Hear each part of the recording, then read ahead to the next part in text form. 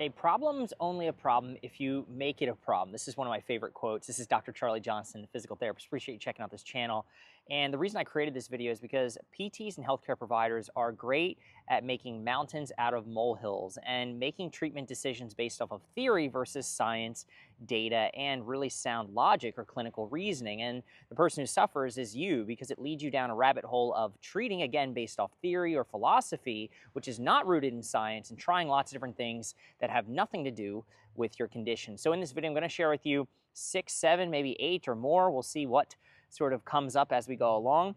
Sort of logical fallacies or faults in the clinical reasoning that your provider might be sort of placing upon you. And again, this means that you might be going down a path of treatment which makes no sense. And before we dive into some of these clinical reasoning flaws or fallacies in the way that your provider or even yourself maybe is thinking about solving this problem, which could be keeping you from healing, if you're interested in determining the most likely source of your back butter sciatica problem, go ahead and click the link above to check out my Better Than an MRI DIY diagnostic guide, or complete the video and then just click on it down in the comment section or the description. All right, so I'm a big believer in if it ain't broke, don't fix it, right? And so as a PT and as a provider treating people in pain, people come to us, people like you come to me from all over the world with back butter sciatica problems, searching for an answer. And it can be really easy just to give someone an answer, even if you don't believe it to be true. And we're sort of trained to find problems. And again, a problem is only a problem if you make it a problem. And so we tend to find all of these things wrong with people, which may or may not be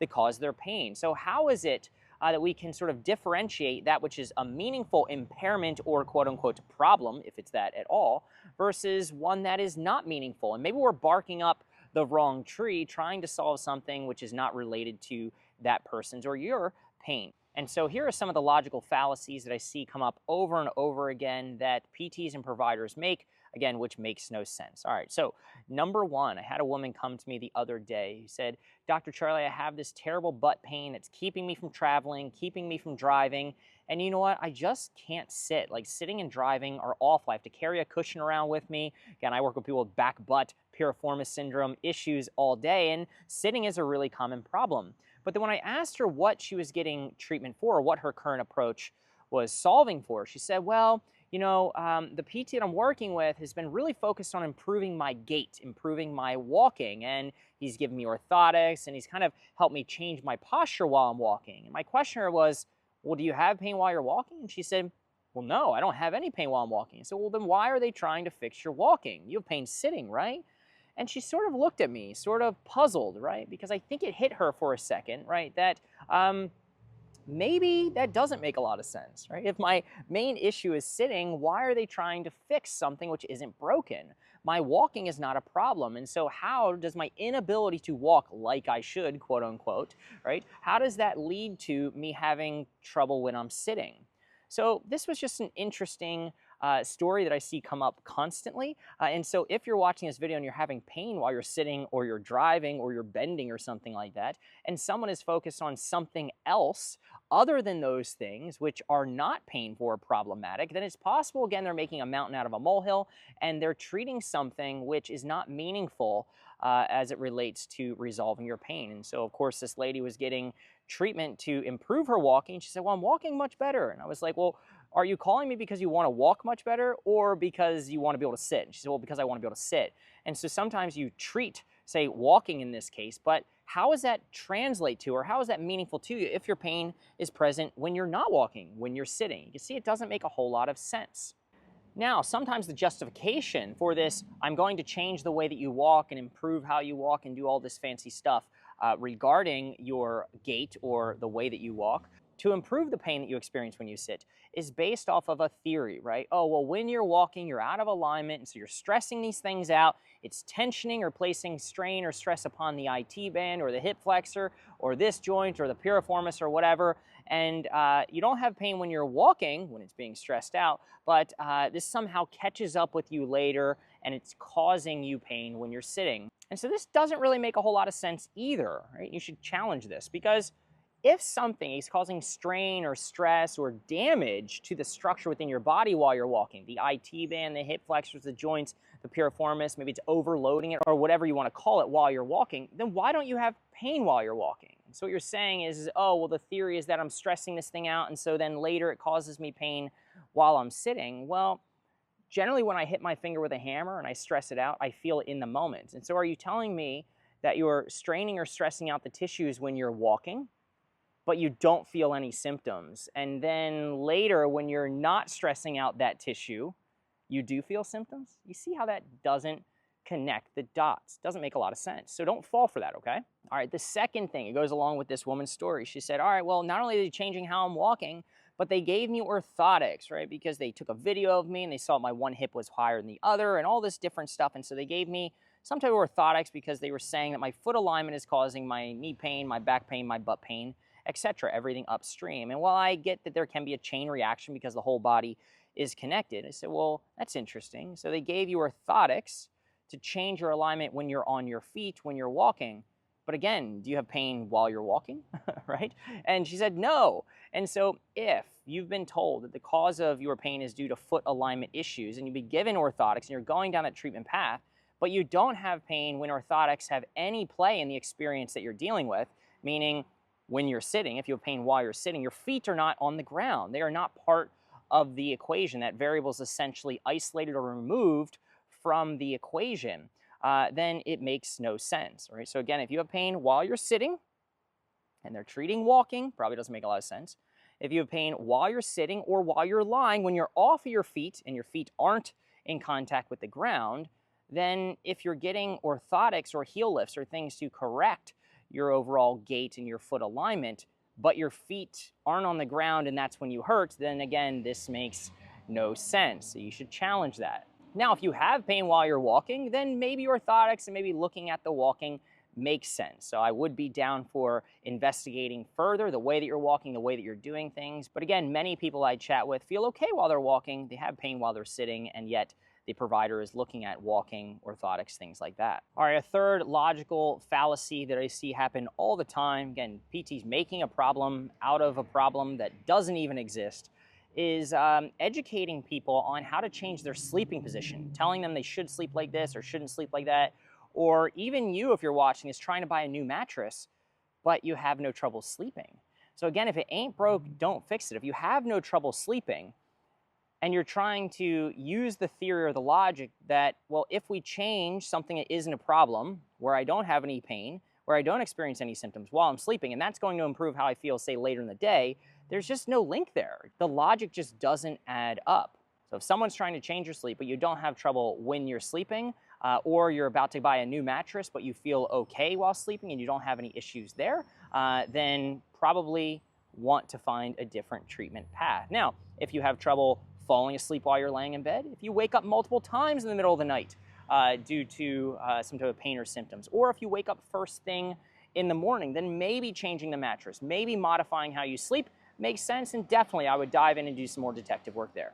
All right, so this is a big one. If you've been told, another fallacy here, if you've been told that glute weakness is the cause of your pain when your glutes don't need to be working, then this is an issue, all right? And something that you might be doing countless bridges and clamshells and leg raises and squats and all this stuff to try to improve your glute strength, but it's not going to help you out. So again, hey, the reason you hurt is because your glutes are weak, and that's why you can't sit or sleep or lie down or do whatever. Doesn't make any sense. And the reason it doesn't make any sense is because essentially here's what they're saying. If your glutes are weak, and if we strengthen your glutes, then you will have less pain while sitting, while lying, while sleeping. But if you think about it, how much strength is required of your glutes when you're sitting, lying down, or say sleeping? The answer is none. Right?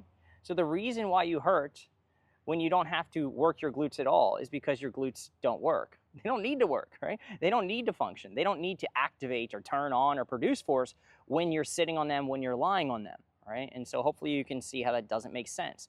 Now, if you have pain when you are in a situation where production of force is requested or required of your glutes, such as walking, stair climbing, jumping, running, lifting, things like that, then maybe glute weakness, or the capacity for the glutes to produce force or power, is part of the problem. And if we bump that up a little bit, if we make them more resilient, then your symptoms might go away because they'll have a better capacity to handle the load that you place upon them. So it's possible that it is a load tolerance issue if you have pain when you're using them, when you're loading them.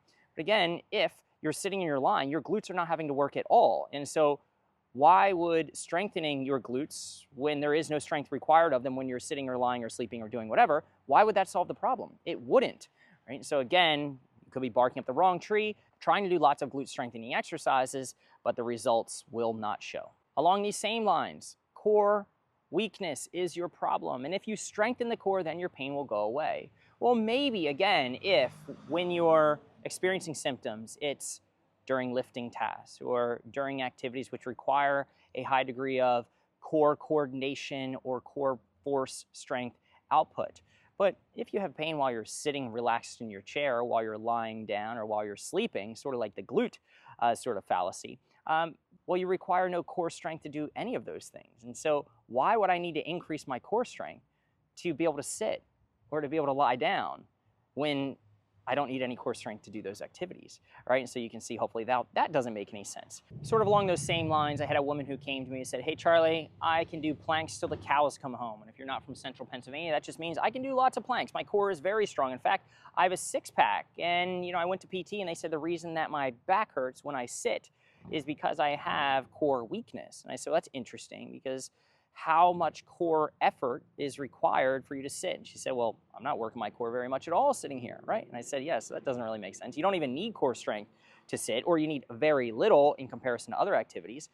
And he said, well, if you have a six-pack, your core is probably pretty strong, right? And so what reason did they give you to suggest that the reason that you hurt is because your core is weak? And she said, well, I don't know. They just gave me those exercises. And everyone else with back pain was doing the same things: bird dogs, planks, dead bugs, things like that. And so if you have a six-pack, if you're constantly doing core exercises or core work, then the chance that the reason that you have back pain is due to some type of core weakness or instability issue is very low. And therefore, the chance that strengthening it constantly by doing dead bugs and bird dogs and planks and all those fancy things is going to solve it is very low. Next thing, next logical fallacy I see come up time and time again: leg length discrepancies, pelvic asymmetries. Leg length discrepancy. The only true way to determine if someone has a leg length discrepancy is to measure it via x-ray. And so someone's ability to touch or feel you, have you do a bridge, pull your leg, look at your ankle bones and say, hey, you have one leg that's longer than the other, and that's why you hurt, right? Not only is that really low as far as reliability between practitioners, all right, but also it's not a very valid way to assess for leg length discrepancies. So question the ability for these tests to actually determine what's happening and how reliable someone's hands actually are, right? But then also think about it. If you have a leg length discrepancy and that's truly the problem, but you have pain when you're sitting or when you're not on your legs, when you're lying down, sleeping, something like that, then again, that doesn't make a lot of sense, because there is no way that a leg length discrepancy or a pelvic asymmetry would really come into play if you're not loading the leg or weight bearing through the leg, right? Now, if you do have symptoms, right, when you're standing or when you're walking or you're on your feet, then maybe there's some leg length thing there, but chances are leg length discrepancy didn't happen overnight. So if you agree that most bones don't just shift out of place overnight or that rapidly, then how is it that maybe you had a sudden onset of symptoms? What could explain that? And is it possible that the leg length discrepancy that has been quote unquote discovered or found has been there all along? So does it need to be corrected? Now, another interesting thing that I see happen is that let's just say someone has pain in the right leg, all right, but their right leg is quote unquote longer, all right? At least that's what they've been told. That's the story. Well, then all of a sudden the longer leg becomes the issue, and the goal becomes to correct the longer leg and making it shorter or realigning it, right?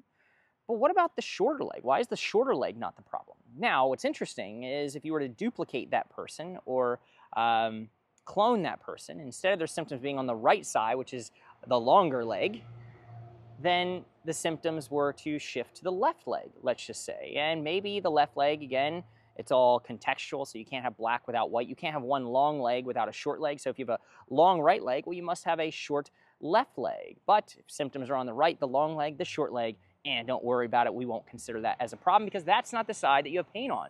But as soon as somebody presents with pain on the short leg, then the short leg is the problem, but the right leg, the long leg, or the other leg, right, is not an issue. And so you see how we kind of pick and choose. We choose to pick on the longer leg, or pick on the shorter leg, or pick on the piriformis that is hypertrophied or bigger, or pick on the piriformis that is atrophied or smaller, depending upon where the symptoms are. And so we're chasing the pain. And again, going back to that piriformis analogy, it's like you have a hypertrophied piriformis. Charlie, the pain is there in my butt because this piriformis on the MRI is bigger and it's pinching my nerve. Well, what about the other side? If this one's bigger, this one must be smaller. Why is there not a problem with the smaller one? That one's okay, but this one's not, right? And then again, if you see someone who has pain on the side where their piriformis is atrophied or maybe smaller in mass or size, and that person, if that's where they hurt, right, blames the smaller piriformis on why they hurt because it's not strong enough to support my weight or my leg or this or that, right? And there's a treatment path that needs to be followed because of that.